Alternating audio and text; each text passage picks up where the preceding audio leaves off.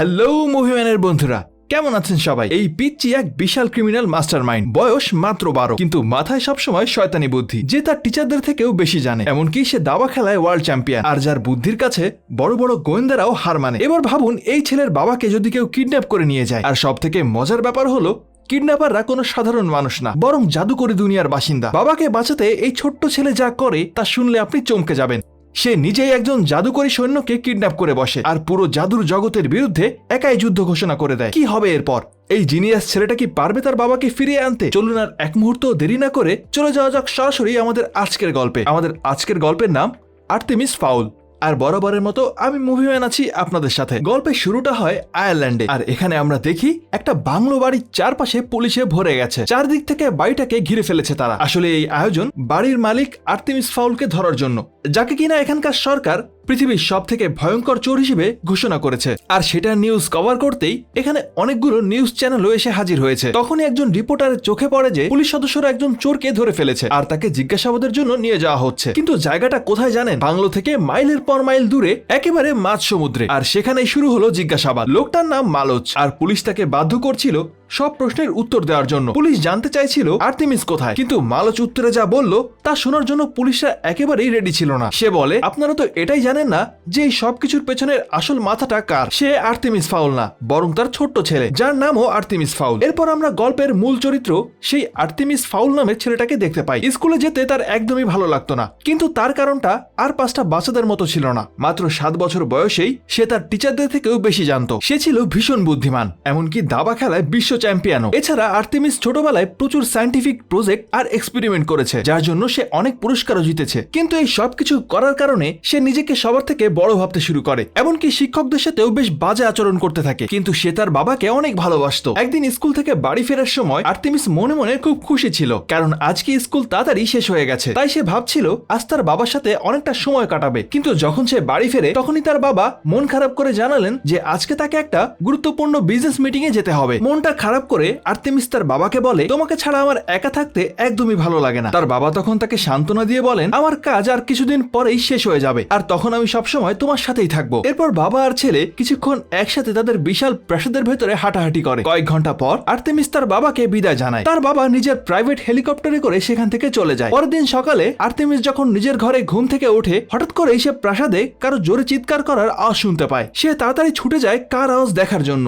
গিয়েই দেখে ডোমোভই, যে কিনা ফাউল পরিবারের বডিগার্ড। আসলে আর্তেমিসের বাবা তার ছেলের সুরক্ষার জন্য তাকে এখানে রেখে গিয়েছিল। ডোমোভই খুব চিন্তিত ভাবে কার সাথে যেন ফোনে কথা বলছে। যাই হোক, আর্তেমিস তখন ব্রেকফাস্ট করার জন্য সেখান থেকে চলে যায়। আর হঠাৎ টিভিতে একটা খবর দেখে সে চমকে ওঠে। টিভিতে বলা হচ্ছিল যে আর্তেমিস ফাউল কোনো বিজনেসম্যান না, বরং সরকার তাকে পৃথিবীর সব থেকে বড় চোর হিসেবে ঘোষণা করেছে। পুলিশের ধারণা সে বিখ্যাত সব মিউজিয়াম থেকে চুরি করে, আর মানব ইতিহাসের সব থেকে দামি জিনিসগুলো তার কাছেই আছে। কিন্তু সমস্যাটা হলো আর্তেমিসের কোনো ঠিকানাই পাওয়া যাচ্ছিল না, এমনকি তার বিশাল বিলাসবহুল জাহাজটাও মাঝ সমুদ্রে খালি অবস্থায় পাওয়া গেছে। এই খবর শুনে ছোট্ট আর্তেমিস অস্থির হয়ে ওঠে। সে তার বাবার কাছে যেতে চায়, কিন্তু ডোমোভই তাকে আটকে দিয়ে বলে, আমি এর মধ্যেই আমার লোকদেরকে সেখানে পাঠিয়ে দিয়েছি। আর ঠিক সেই মুহূর্তে প্রাসাদের ফোনটা বেজে ওঠে। বডিগার্ড আটকানোর আগেই আর্তেমিস দৌড়ে গিয়ে ফোনটা ধরে বসে। ফোন তুলতেই এক রহস্যময় লোকের গলা শোনা যায়। সে বলে, আমি তোমার বাবাকে বন্দি করে রেখেছি, আমি তাকে তখনই ছাড়বো যখন আমার অ্যাকুলাস ফিরে পাবো। আর্তেমিস জিজ্ঞেস করে, অ্যাকুলাস জিনিসটা কি? কিন্তু লোকটা উত্তর না দিয়েই বলে, আমি শুনেছি তুমি নাকি অনেক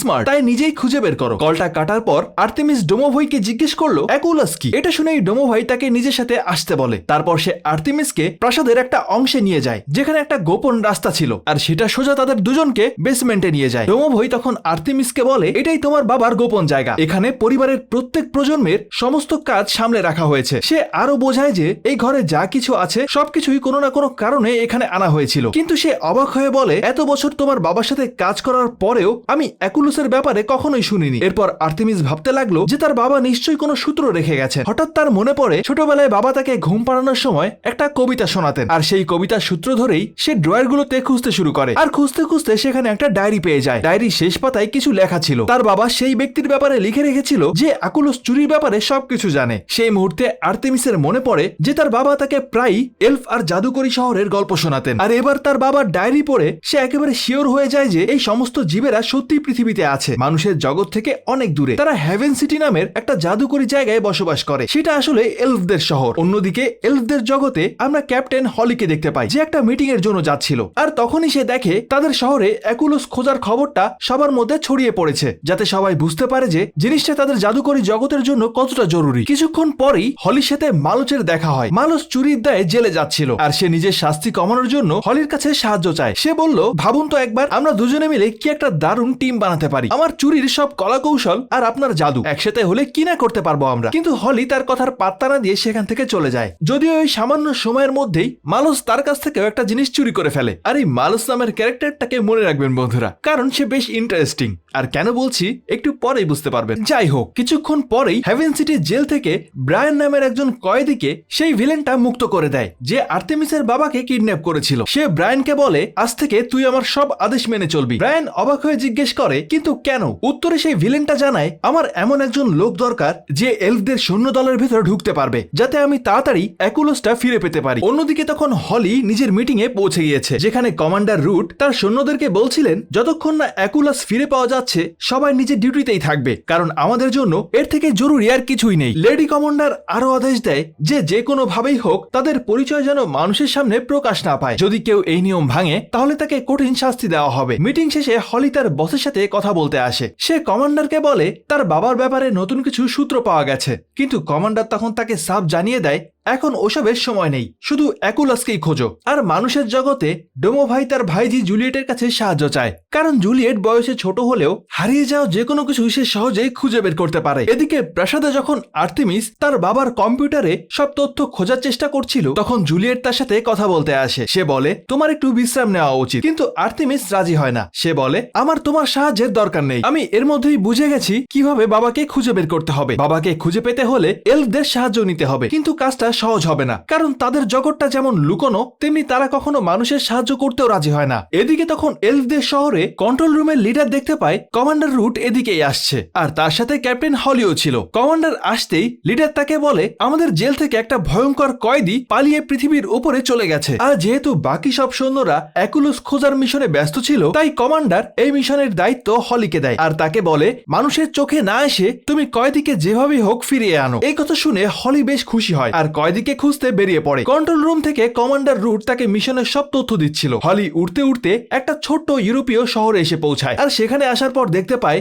এখানকার লোকেরা একটা বিশাল দৈত্যের কারণে খুব সমস্যায় পড়েছিল, আর সেই দৈত্যটা আসলে জাদুকরী জগৎ থেকে পালানো সেই কয়েদি ছিল। হলি যখন দেখে দৈত্যটা একটা ছোট্ট মেয়েকে ধরে রেখেছে, সে সাথে সাথে তাকে বাঁচানোর জন্য দৈত্যের উপর আক্রমণ করে বসে, আর এই বিশাল দৈত্যটা তখন মেয়েটাকে দূরে ছুঁড়ে ফেলে দেয়। কিন্তু হলি কোনো মতে তাকে মাটিতে পড়ার আগেই বাঁচিয়ে নেয়। বাচ্চা মেয়েটাকে সেফ জায়গায় নিয়ে যাওয়ার পর বাকি সৈন্যরা জাদু ব্যবহার করে তার সব আঘাত সারিয়ে দেয়। এরপর হলি দৈত্যটার সাথে লড়াই করার জন্য তার দিকে এগিয়ে যায়, আর তাকে বিদ্যুতের তারের সাথে বেঁধে ফেলে। কিন্তু তখনই সেই বিশাল দৈত্যটা হলিকেই ধরে ফেলে, আর হলিকে বাঁচাতে তখন কমান্ডার একটা ক্যাপসুল পাঠায়, আর এই ক্যাপসুলটা আসলে সময়কে থামিয়ে দিতে পারত। ক্যাপসুলটা সেখানে পৌঁছেই আশেপাশের সব মানুষদের জন্য সময়কে থামিয়ে দেয়, আর তখনই সৈন্যদের বাকি টিমটা সেখানে পৌঁছে যায়, আর তারা সেই দৈত্যটাকে আবারও গ্রেফতার করে ফেলে। আর সেই সাথে যে সমস্ত মানুষরা হলিকে দেখেছিল তাদের প্রত্যেকের স্মৃতি মুছে দেওয়া হয়। আসলে এলফরা কখনোই চায় না তারা যে আছে এটা মানুষ জানতে পারুক। কিন্তু এদিকে বাকি সৈন্যরা যখন কয়েদিকে নিয়ে ফিরে আসছিল,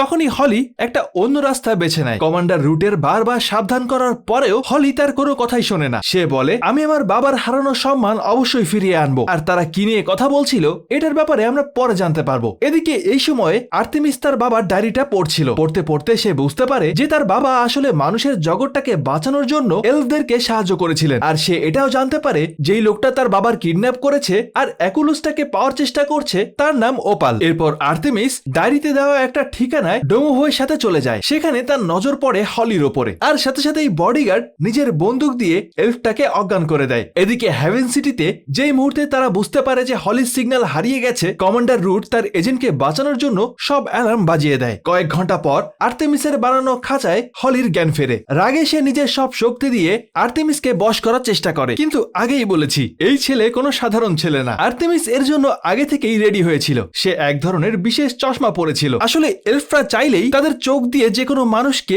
হিপনোটাইজ করতে পারে, আর আর্তেমিস এই ব্যাপারে আগে থেকেই জানতো। তাই সে তার চোখের জন্য একটা প্রোটেক্টেড চশমা পরেছিল। অনেক চেষ্টা করার পরেও হলি যখন কিছুই করতে পারছিল না, আর্তেমিস তখন তাকে বলে, আমি আমার বাবাকে খুঁজতে চাই আর তার জন্য আমার তোমার সাহায্য প্রয়োজন। কিন্তু হলি তখন বলে, আমি কেন তোমাকে সাহায্য করব? আমাকে বন্দি করে তুমি অনেক বড় ভুল করেছো। এবার দেখো তোমার উপরে কি ভয়ঙ্কর হামলা হয়। আমার লোকেরা যে করেই হোক আমাকে এখান থেকে ছাড়িয়ে নিয়ে যাবে। কিন্তু হলির এই হুমকিতেও আর্তেমিস একটুও ভয় পায় না। সে বলে, আমি তো এটাই চাই যে তোমার লোকেরা এখানে আসুক। কয়েক মিনিট পরেই প্রাসাদের চারপাশে ভয়ঙ্কর ঝড় শুরু হয়। এলফরা আসছে বুঝতে পেরে আর্তেমিস হলির অস্ত্রগুলো নিজের কাছেই রেখে দেয়। অন্যদিকে ডোমোভয়ও হলির পোশাক থেকে একটা অস্ত্র বের করে নিয়েছিল। ঠিক সেই মুহূর্তে আবারও সময়কে থামিয়ে দেওয়া হয় আর এলফদের সেনা প্রাসাদে আক্রমণ করে। কমান্ডার রুট নিজেও তার যুদ্ধের পোশাক পরে এসেছিল যখন এলফদের দল হলিকে খুঁজছিল, আর তখন আর্তেমিসও তার বিশেষ স্যুটটা পরে ফেলে। আসলে লড়াই করার জন্য একটু সোয়াগ তো প্রয়োজন, এছাড়া স্যুটের আর তেমন কোনো কাজই ছিল না। যাই হোক, এখন আর্তেমিস আর ডোমোভয় দুজনেই লড়াইয়ের জন্য পুরোপুরি প্রস্তুত। তাদের দেখেই এলফদের সৈন্যরা ঝাঁপিয়ে পড়ে, কিন্তু তাদেরকে হারানো অতটাও সহজ ছিল না। উল্টে আর্তেমিস তার বডিগার্ডের সাথে মিলে প্রতিটা জাদুকরী জীবকে হারাতে শুরু করে দেয়। আর ফাইটের মাঝখানেই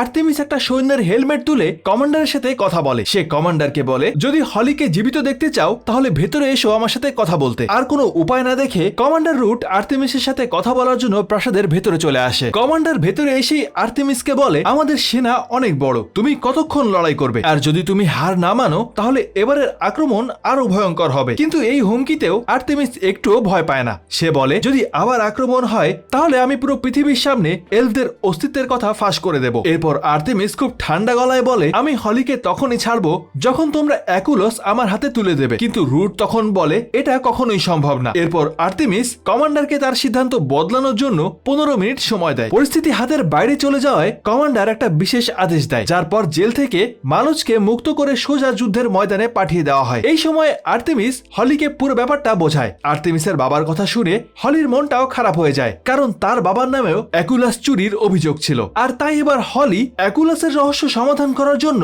আর্তেমিসকে সাহায্য করতে রাজি হয়ে যায়। আর আর্তেমিসও এবার তার উপর বিশ্বাস দেখাতে তার চোখের চশমাটা খুলে ফেলে। আর্তেমিস বলে, আমার বাবার ডায়েরিতে অ্যাকুলাসের রক্ষকের নাম বিচুড লেখা আছে। এটা শুনে হলি চমকে যায় আর বলে, এটা তো আমার বাবার নাম। হলি বলে, আমার বাবা জানতেন অ্যাকুলাস কতটা বিপজ্জনক, তাই তিনি এটাকে চিরদিনের জন্য লুকিয়ে ফেলার সিদ্ধান্ত নিয়েছিলেন। আর এরপর থেকেই সবাই বাবাকে বিশ্বাসঘাতক বলতে শুরু করে। এই কথা শুনে আর্তেমিস গভীর চিন্তায় ডুবে যায়। তখনই জুলিয়েটের নজর একটা নতুন এয়ারক্রাফটের উপরে পড়ে, আর সে সাথে সাথেই আর্তেমিসকে খবরটা জানায়। ততক্ষণে মালোচ কমান্ডারের কাছে পৌঁছে গিয়েছে। কমান্ডার তার সামনে একটা চুক্তি রাখে। সে বলে, যদি তুমি তাড়াতাড়ি প্রাসাদে পৌঁছানোর জন্য একটা সুড়ঙ্গ খুঁড়তে পারো তাহলে তোমার শাস্তি অনেক কমিয়ে দেওয়া হবে। এটা শুনে মালোচ সাথে সাথেই রাজি হয়ে যায়। আর রাজি হবেই বা না কেন, সে সোজা প্রাসাদের পাশে সমুদ্রের ধারে পৌঁছে যায়। আর এখানে আমরা একটা মজার জিনিস দেখতে পাই। আগেই বলেছিলাম এই মালোচ ক্যারেক্টারটা বেশ ইন্টারেস্টিং। সে সেখানে পৌঁছে নিজের মুখটা বিশাল বড় হা করে মাটি খেতে শুরু করে আর সেই সাথে খুঁড়তে শুরু করে। আর খোঁড়া বলতে ঠিক কি বোঝাচ্ছি এই সিনটা দেখে নিশ্চয়ই বুঝতে পারছেন। একদিক থেকে মাটি ঢুকছে, অন্যদিক থেকে মাটি বের হচ্ছে, আর এভাবে কয়েক সেকেন্ডের মধ্যেই সে প্রাসাদের ভেতরে গিয়ে পৌঁছায়। আর তাকে প্রাসাদে ঢুকতে দেখেই ডোমোভয় আর্তেমিসকে খবর দেয়। আর্তেমিস বুঝতে পারে মালোচকে হলিকে বাঁচানোর জন্য পাঠানো হয়েছে, কিন্তু মালোচের তো চুরির অভ্যাস ছিল, তাই হলিকে বাঁচানোর আগে সে তাড়াতাড়ি প্রাসাদের ভেতরে একটা গোপন জায়গা খুঁজে বের করে। আর্তেমিস ও ডোমোভয়কে বলে, ওকে কম্পার্টমেন্টটা খুলতে দাও, কারণ ওটার ভেতরে কি আছে সেটা আমরা নিজেরাও জানি না। অন্যদিকে আর্তেমিস তখন হলিকে বলে, যদি আমরা একসাথে কাজ করি তাহলে জানতে পারবো যে আমার আর তোমার বাবার সাথে আসলে কি হয়েছিল। কিছুক্ষণ পর মালোচ সেই বিশাল সিন্দুকটা খুলে ফেলে। সে তার জাদুকরী শক্তি দিয়ে নিজের চুলের গোছাগুলো লোহার মতো করে শক্ত করে ফেলে, আর সেগুলোই সিকিউরিটি পার করে ভিতরে ঢুকিয়ে দেয়। কম্পার্টমেন্টটা খুলতেই মালোচের হাতে সেই জিনিসটা চলে আসে যেটা এতক্ষণ ধরে সবাই খুঁজছিল। হ্যাঁ, সেই অ্যাকুলোস। তাড়াতাড়ি আর্তেমিস আর হলিও সেখানে পৌঁছে যায়। হলি আর্তেমিসকে বলে, তুমি এটা একা ব্যবহার করতে পারবে না, কারণ এর জাদুকরী শক্তি তোমার প্রাণ নিয়ে নিতে পারে। আর্তেমিস অ্যাকুলোসের ব্যাপারে কিছু বোঝার আগেই মালোচ এই খবরটা কমান্ডারের কাছে পৌঁছে দেয়। আর এই খবরটা কোনোভাবে ওপাল পর্যন্ত পৌঁছে যায়। আর তাই এবার ওপাল তার সেই সৈন্য ব্রায়ানকে সেখানে পাঠায়। ঠিক তখনই কমান্ডার রুট জানতে পারে সময় থামিয়ে রাখা সেই যন্ত্রটা হঠাৎ করেই গোলমাল করছে। আর সেই সুযোগে বিশ্বাসঘাতক ব্রায়ান কমান্ডার রুটকে গ্রেফতার করতে এগিয়ে আসে। সে বলে, সব মিনিস্টাররা নিজেদের মধ্যে কথা বলে আমাকে নতুন লিডার হিসেবে বেছে নিয়েছে। আর তার কথা শুনে রাগে কমান্ডার তার আশেপাশের সব গার্ডদেরকে অজ্ঞান করে দেয়। দেয়। তখন ব্রায়ান বলে, আপনি এত সহজ একটা মিশনকে এত কঠিন বানিয়ে দিয়েছেন, এখন আমাদের নতুন কোনো উপায় ভাবতে হবে। হঠাৎই আকাশে একটা বিশাল বড় এলভেন এয়ারক্রাফট দেখা যায়। ব্রায়ান জানায় যে সে একটা ভয়ঙ্কর দৈত্যকে প্রাসাদে আক্রমণ করার জন্য নিয়ে এসেছে। দৈত্যের গর্জনের আওয়াজ শুনে সবাই এদিক ওদিক ছুটোছুটি করতে শুরু করে। হলি বুঝতে পারে কি হতে যাচ্ছে। এখন পুরো সেনার নিয়ন্ত্রণ ব্রায়ানের হাতে। সে আদেশ দেয় প্রাসাদের ভেতরে জাদুর ব্যবহার বন্ধ করে দেওয়া হোক। আর হলির বাঁচার কোনো দরকার নেই, কারণ তার বাবাও একজন বিশ্বাসঘাতক ছিল। সেই মুহূর্তে ভয়ঙ্কর দৈত্যটাকে একটা মেশিন দিয়ে বেঁধে প্রাসাদের ভেতরে ছুড়ে দেওয়া হয়। সে ভেতরে পৌঁছাতেই মনে হলো যেন ভূমিকম্প হচ্ছে। ডোমোভই প্রাসাদের বিভিন্ন ঘরে ছুটে দৈত্যের মনোযোগ অন্যদিকে সরানোর চেষ্টা করছিল। আর আর্তেমিস আর জুলিয়েট মিলে ভাবতে লাগলো এই দৈত্যকে কিভাবে শেষ করা যায়। অন্যদিকে এই ছোটাছুটির মধ্যেই হলি উপরে থাকা ঝুমুরে আটকে যায়। মালস তাকে বাঁচাতে গিয়ে নিজেও তার সাথে ঝুলে পড়ে। তাদেরকে বাঁচানোর জন্য আর্তেমিস আর ডোমোভই একটা সোফা টেনে নিয়ে এসে তাদের নিচে রাখে। কিন্তু ঠিক তখনই দৈত্যটা জুলিয়েটের পিছু করতে করতে সামনে চলে আসে আর রাগে সব জিনিসপত্রগুলো ছুঁড়ে ফেলতে শুরু করে। আর তখনই ডোমোভইও দূরে ছিটকে গিয়ে পড়ে। এরপর মালস সেই দৈত্যের পিঠে ঝাঁপিয়ে পড়ে, কিন্তু দৈত্যটা তাকে সোজা সিঁড়ির দিকে ছুঁড়ে দেয়। অ্যাকুলুসকে সুরক্ষিত রাখার জন্য মালস সেটাকে গিলে ফেলে, কারণ প্রয়োজন পড়লেই সে সেটাকে বের করতে পারবে। কিন্তু কোথা থেকে বের করবে সেটা অন্য ব্যাপার। যাই হোক, মালস তখন চিৎকার করে সবাইকে দোতলার বেলকনিতে যেতে বলে। জুলিয়েট তখন দৌড়ে হলের অন্যদিকে যাওয়ার চেষ্টা করে, কিন্তু দৈত্যটা তাকে আটকে দেয়। তখনই হলি তাকে বাঁচিয়ে নেয় আর জুলিয়েট কোনো মতে আর্তেমিসের সাথে একটা ঘরে পৌঁছতে পারে। আর্তেমিস তখন দৈত্যটার উপরে গুলি চালায়। দৈত্যটা তাদের উপরে আক্রমণ করার আগেই ডোমোভই একটা বড় ষাঁড়ের মাথা দিয়ে তার উপর হামলা করে, কিন্তু তেমন একটা লাভ হয় না, কারণ দৈত্যটা বিশাল শক্তিশালী ছিল। সে সহজেই ডোমোভইকে ফেলে দেয়। হলি যখন দেখে যে দৈত্যটা আর্তেমিসকে ধরে ফেলেছে, সে ওই ঝুমুর দিয়ে ঘরের জানালাটা ভেঙে দেয়। সাথে সাথেই আর্তেমিস দৈত্যের হাত থেকে মুক্তি পেয়ে দোতলার জানালা দিয়ে ঝাঁপিয়ে পড়ে সেই ঝুমুরে আটকে পড়ে। আর তার দেখা দেখি জুলিয়েট আর ডোমোভইও তাই করে, কিন্তু ডোমোভই লাফ দিয়ে ঝুমুর পর্যন্ত পৌঁছতে পারে না আর সে সোজা মাটিতে গিয়ে পড়ে। অন্যদিকে জুলিয়েট কোনো মতে ঝুলেছিল। আর্তেমিস অনেক চেষ্টা করে হলিকে ঝুমুর থেকে ছাড়িয়ে দেয়। তাদের দেখা দেখি দৈত্যটাও ঝুমুরের দিকে লাফিয়ে পড়ে আর সে উল্টো হয়ে ঝুমুরের সাথে আটকে যায়। এবার নিচে থাকা আর্তেমিস দৈত্যটার দিকে গুলি চালাতে শুরু করে, কিন্তু তখনই তার বন্দুকটা ফ্লোরে পড়ে যায়। আর বন্দুকটা ওঠাতে যখন আর্তেমিস সেখানে যায়, তখনই দেখা যায় ঝুমুরটা ভেঙে পড়ছে। বিশাল দৈত্যটা সোজা আর্তেমিসের গায়ের উপরেই পড়তে যাচ্ছিল। আর তখনই ডোমোভই ছুটে এসে আর্তেমিসকে সেখান থেকে সরিয়ে দেয়। আর বিশাল দৈত্যটা সোজা এসে ডোমোভইয়ের গায়ের উপরেই পড়ে। আর এত বিশাল দৈত্যের চাপা খেয়ে ডোমোভই প্রায় মারা যাওয়ার মতো অবস্থা হয়ে যায়। তাই সবাই মিলে এবার ডোমোভইকে বাঁচানোর উপায় খুঁজতে থাকে। আর্তেমিস তখন হলিকে বলে, প্লিজ আমার বন্ধুকে বাঁচিয়ে দাও। কিন্তু হলি দুঃখের সাথে জানায় এখানে জাদু করা বন্ধ করে দেওয়া হয়েছে, আমি চাইলেও এখন কিছুই করতে পারবো না। কিন্তু ডোমোভই তখন বলে, সব ঠিক আছে, আমার জন্য চিন্তা করো না। এদিকে তখন বাইরে এলফদের সেনার নতুন ক্যাপ্টেন ব্রায়ান বলে, এতক্ষণে যাদের মরার তারা মারা গেছে, তাই এবার জাদু ফিরিয়ে দাও, কারণ তার মনে হচ্ছিল বিপদ কেটে গেছে। আর যেই মুহূর্তে হলি বুঝতে পারে তার জাদু ফিরে এসেছে, সে এক মুহূর্ত সময় নষ্ট না করে ডোমোভইকে নিজের জাদু দিয়ে সুস্থ করে দেয়। তখনই এলফদের সেনারা পিছু হটতে শুরু করে, কারণ সময় থামানোর সেই যন্ত্রটা পুরোপুরি ভেঙে গিয়েছিল। অন্যদিকে আর্তেমিস আর বাকিরা প্রাসাদের বেলকনিতে এসে দাঁড়িয়েছে, কিন্তু তখনই সেখানে চারপাশের সবকিছু উল্টে পাল্টে যেতে শুরু করে। আর তাই নিজেদেরকে বাঁচাতে আর্তেমিস, জুলিয়েট আর ডোমোভই প্রাসাদের ভেতরেই দৌড় দেয়। অন্যদিকে হলি আর মালস বাইরে চলে এসেছিল। এদিকে সময় থামানোর যন্ত্রের কারণে চারপাশে একটা বিশাল ঘূর্ণিঝড়ের সৃষ্টি হয়, এমনকি সমুদ্রের থেকে একটা মাছ ধরা নৌকা উড়ে চলে আসে। হলি কোনো মতে সেই নৌকা আর জেলেটাকে বাঁচিয়ে নেয়। অন্যদিকে মালস নিজেকে বাঁচানোর জন্য মাটি খুঁড়ে মাটির নিচে ঢুকে যায়। কিছুক্ষণের মধ্যেই সেই সময় থামানোর জিনিসটা পুরোপুরি ধ্বংস হয়ে যায় আর আকাশে একটা বিশাল বিস্ফোরণ ঘটে। ততক্ষণে বাকি এলফরা তাদের সিটি অফ হ্যাভেনে পৌঁছে গিয়েছিল। আর সেখানে পৌঁছাতেই ব্রায়ানের সমস্ত চালাকি ধরা পড়ে যায়। তাই তাদের কমান্ডার হিসেবে আবারও লেডি রুট হলিকে নিজের শহরে ফিরে আসতে বলে, কিন্তু হলি ফিরতে রাজি হয় না। সে ঠিক করে তার বাবার নামে যে অপবাদ আছে সেটা সে সরিয়েই ফিরবে। তাই সে সোজা আর্তেমিসের কাছে ফিরে যায়। এখন তাদের কাছে অ্যাকুলস ছিল, তাই সবাই মিলে লাইব্রেরিতে জড়ো হয়। আর হলি অ্যাকুলসের শক্তি ব্যবহার করে আর্তেমিসের বাবাকে বাঁচানোর চেষ্টা করতে লাগলো। তখনই ওপাল আর্তেমিসকে ফোন করে আর বলে, তুমি তোমার মিশনে ফেল করেছো, অ্যাকুলস এখনো আমার হাতে এসে পৌঁছায়নি, তাই আমি তোমার বাবাকে শেষ করে দিচ্ছি। এদিকে হলি আপ্রাণ চেষ্টা করছিল আর্তেমিসের বাবাকে ফিরিয়ে আনার জন্য, কিন্তু তার আগেই ওপাল তার ভয়ঙ্কর জাদু দিয়ে আর্তেমিসের বাবাকে মেরে ফেলে। আর অ্যাকুলস তার বাবাকে ফিরিয়ে আনতে পারেনি ভেবে আর্তেমিস ভেতর থেকে পুরোপুরি ভেঙে পড়ে। কিন্তু তখনই একটা অলৌকিক ঘটনা ঘটে। তারা বেসমেন্ট থেকে কিছু একটা শব্দ পাচ্ছিল, আর তাই সবাই যখন সেখানে গিয়ে পৌঁছায় তারা দেখতে পায় অ্যাকুলসের জাদু আর্তেমিসের বাবাকে ফিরিয়ে এনেছে। আসলে এই অ্যাকুলস সময় আর জাদু দুটোকেই কাজে লাগিয়ে অসম্ভবকেও সম্ভব করতে পারত। আর্তেমিসের বাবা তাকে জড়িয়ে ধরলেন। অন্যদিকে ওপাল রাগে চিৎকার করতে লাগে, আর আর্তেমিসের বাবা হলিকে বলেন তিনি আর হলির বাবা একসাথেই কাজ করতেন। হলির বাবা কোনো বিশ্বাসঘাতক ছিলেন না, বরং তিনি একজন সাহসী বন্ধু ছিলেন যিনি এলফদের শত্রুদের হাত থেকে অ্যাকুলোসকে রক্ষা করতে চেয়েছিলেন। এরপর আর্তেমিসের বাবা হলিকে ওপালের সব খারাপ কাজের একটা লিস্ট দেয় আর বলেন তোমার বাবার শেষ ইচ্ছা ছিল এই লিস্টটা যেন তার মেয়ের হাত পর্যন্ত পৌঁছে যায়। অন্যদিকে ডোমোহই তার বসকে ফিরে পেয়ে অনেক ইমোশনাল হয়ে যায়। যাওয়ার আগে হলি আর আর্তেমিস একে অপরের হাত ধরে বিদায় জানায়। হলি ফিরে গিয়ে কমান্ডারকে সবকিছু জানায় এবং তার বাবার নামে লেগে থাকা সব অ্যালিগেশন ক্লিয়ার করতে বলে। সব প্রমাণ দেখার পর হলিকেও প্রমোশন দেওয়া হয়। অন্যদিকে আর্তেমিসও ওপালকে ফোন করে বলে তোকে ধরার জন্য আমি কোনো না কোনো উপায় ঠিক খুঁজে বের করব। এরপর সে তার বাবার সাথে হেলিকপ্টারে করে উড়ে যায়। কিছুক্ষণ পর তারা মালোচকেও তাদের সাথে তুলে নেয় আর এখন থেকে মালোচও তাদেরই একজন টিমমেট। আর এখানেই শেষ হয় আমাদের আজকের গল্প। যেই গল্পটা শুরু হয়েছিল এক বুদ্ধিমান কিন্তু একরোখা ছেলের জেদ দিয়ে, সেটা শেষ পর্যন্ত এক বিশ্বাস, বন্ধুত্ব আর ভালোবাসার গল্প হয়ে ওঠে। ভেবে দেখুন, আর্তেমিস আর হলি দুজনেই তো একে অপরের শত্রু ছিল, একজন মানুষ আর আরেকজন জাদুকরী এলফ। কিন্তু একটা জিনিস তাদেরকে এক করে দিয়েছিল, সেটা হলো তাদের বাবার জন্য ভালোবাসা আর সম্মান ফিরিয়ে আনার লড়াই। এই ভালোবাসা এতটাই শক্তিশালী যে তা মানুষ আর জাদুকরী জগতের ভেতরে দেয়ালটাও ভেঙে দিতে পেরেছিল। গল্পটা আমাদেরকে এটাই শিখিয়ে যায় যে বুদ্ধি আর জ্ঞান অনেক বড় শক্তি, কিন্তু তার থেকেও বড় শক্তি হলো বিশ্বাস আর পরিবারের জন্য ভালোবাসা। যখন আমরা আমাদের প্রিয়জনের জন্য নিঃস্বার্থভাবে লড়াই করি তখন অসম্ভবকেও সম্ভব করে তোলা যায়। আর এটাও শেখায় যে কাউকে শুধু বাইরে থেকে বিচার করাটা বড় ভুল। একজন মানুষ আর একজন এলফও যে একে অপরের সব থেকে বড় ভরসা হয়ে উঠতে পারে, আর্তেমিস আর হলি তারই জলযন্ত্র প্রমাণ। আজকের এই ইমোশনাল আর অ্যাডভেঞ্চারে ভরা গল্পটা